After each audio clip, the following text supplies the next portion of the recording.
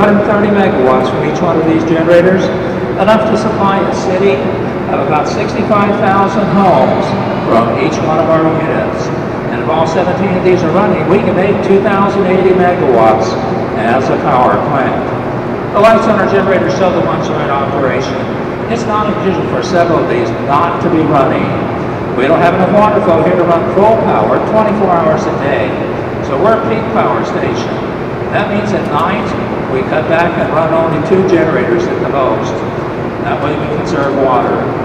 By late afternoon, when we need the most power the most, we're going to run all the generators we can. Now, California gets 56% of whatever we can produce here. Nevada gets 25%. Arizona only 19% of our power.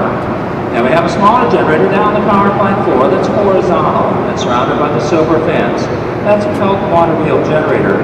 There's another one just like it on the Arizona side. These 2 smaller units give us our own power or lights and elevators here at the dam and the visitor center.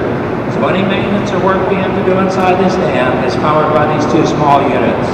Now the big generators out there, we sell that power to the states. And the money we get for that power is what operates this dam.